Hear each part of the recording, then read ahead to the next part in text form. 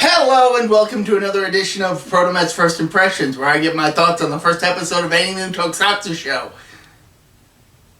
And today I'm going to be covering Monarch, Legacy of Monsters, on iTunes Plus. Where the heck did you come from? The past. That's all good things do. Or bad. Some bad things came from the past. But this show kind of jumps around to the timeline a bit. Yeah, a little bit from the future to the past to the present to... At the very least, this first episode focuses on events that occur after the events of the 2014 Godzilla movie and back in the 1950s. Yep, and I guess a little bit of Skull Island.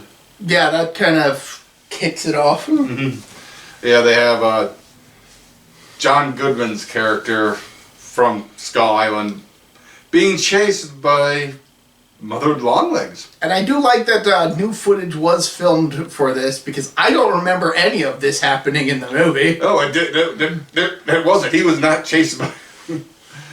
So, nice attention to detail, and just overall, this first episode does a great job of having high production value. Very high.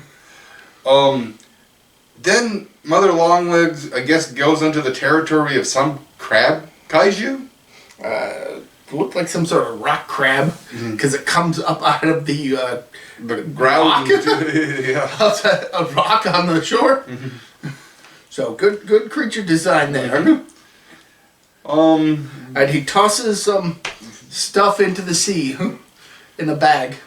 Well, as he's running, he's literally filming himself and pretty much saying his last words. And then, title card, Monarch. Legacy of Monsters. So this episode, for the most part, jumps back and forth between two plot lines. One taking place post 2014 and one taking place in the 50s, as I previously mentioned. Yeah. I think we'll focus on one before switching over to the other. Neither one gets fully resolved, but that's kind of because they're setting up for the later episodes. Yeah. I assume. So this is definitely a drama set within the Monsterverse. And exactly, because there's a girl that was on the bridge when Godzilla kind of was trying to swim past and then got attacked. Yeah, she was on one of the school buses that was on the Brooklyn Bridge. And not Brooklyn Bridge. Golden Gate? Whichever one is... San Francisco, that big red one that goes... I think that's Golden Gate. I could be wrong. We could be getting our landmarks wrong. Yes. I've never been to California, so I can't say one way or the other. We were for very, very short. But we just had to go right next onto another plane right away. Well, there you go. We were also in Texas. Really? Yeah. Now we know. Class trip memories. And what little I have. Well, he was our pack mule. Anyway. No context. Let's get back. So we got this this woman who was a part of the Godzilla event, going to Japan to try and sort things out with her late father. She goes to his apartment, opens up the door, and finds people living there. Yep. Yeah. That went into a shit show and a half. As it happens, her dad had another wife. He was a dirty, dirty cheater. Or maybe her mother was the second wife. There's a big mystery that this episode doesn't resolve, but it does set up some things. Yeah. I kind of don't want to talk too much about this plotline, because the more it unfolds in the episode, the more intriguing it gets. Yeah. Just know that it ties into Monarch by the end of the episode.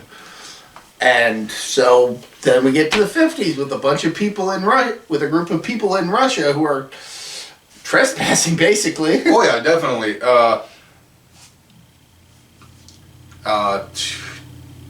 two Caucasian people.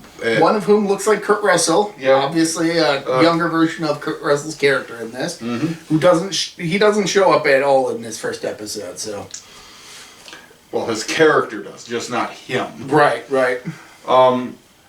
Some scientist guy and some Scientist lady. Who are traversing through the forest of Russia with the Geiger counter. Yep, they're looking for Some proof to back up their wild claims. And they certainly do find something. They do. And then it flashes back to the weird thing, and both plot lines jump back and forth. It's like I would recommend turning on the subtitles because there are plenty of moments in this episode where characters are speaking in different languages for lengthy moments of time, and we didn't watch it with subtitles, so we had no idea what the characters were saying to each other. No, but I think we got somewhat of the gist of what was going on. Yeah, we weren't terribly lost.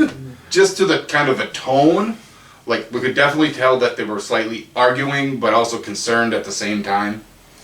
Yeah, that was overall a good first episode that yeah. sets up the mystery of what's all going on. I mean, obviously, since this episode makes it clear that this takes place post-Godzilla, yeah. we know that giant monsters exist. It's just how does Monarch go from being non-existent, I suppose, to existent. to the reveal that, hey, Titans exist. Yeah. All over the world.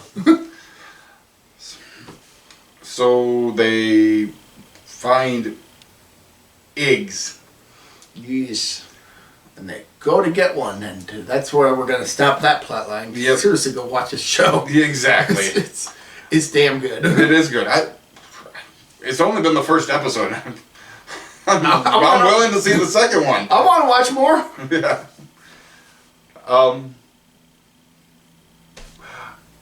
We're going to get into spoiler territory if we continue on here. Right. The acting is great. The effects work are on par with the movies. Mostly the kaijus we see are clips from like Godzilla 2014.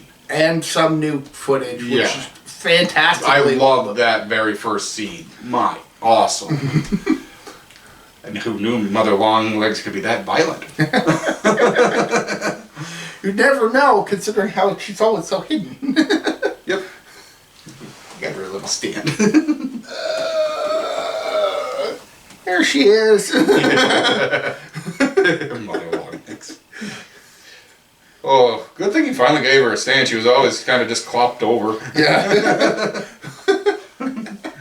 I'm gonna hold this like a reward. Anyway, go check out Monarch. Yeah. Legacy of Monsters. It's well worth checking out. At least the first episode. I'm definitely interested in watching more. Yeah. Find out what happens. Alright. So, the acting was fun. On the subject of us watching a tie-in show to another property, I would like to apologize to everybody for not doing first impressions talking about Gamma Rebirth and Skull Island. I dropped the ball on those. My bad. Go watch those. Those were great. Oh, those are great. But unfortunately, since I've already watched all the way through those, I can't do a first impressions. Just go check them out. Did you do Circular Point? Singular Point? No, yes, I did. I did do the first episode of Singular Point a few years ago. Godzilla Singular Point. Yeah. Okay. I don't think I really have much else to say. You guys just got to see it. You know, we really enjoyed it. You guys might not. You know, because we're Toku fans. Admittedly, it does focus a lot more on the humans than the kaiju, but yeah. But I see them more kaiju coming. Oh, damn. But it would be definitely more human plot.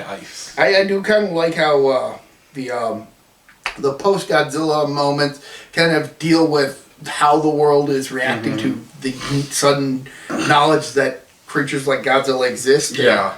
the PTSD that result from the initial Kate attack. definitely has that since of her accident. Yeah. And when she's trying to like leave the apartment of Her dad. and she answers the phone because her mom calls, and then she just kind of, I need to, she hangs up on her. So then, like, an Amber Alert goes off, and she doesn't understand what's going on, and It's not an Amber Alert. It's well, it's an evacuation notice, an early alarm in case Godzilla shows up because he may have been spotted in the area. yeah. So she ends up being followed into a subway, and Has a bit of a freak out in there because of her. her Go watch the show. yeah.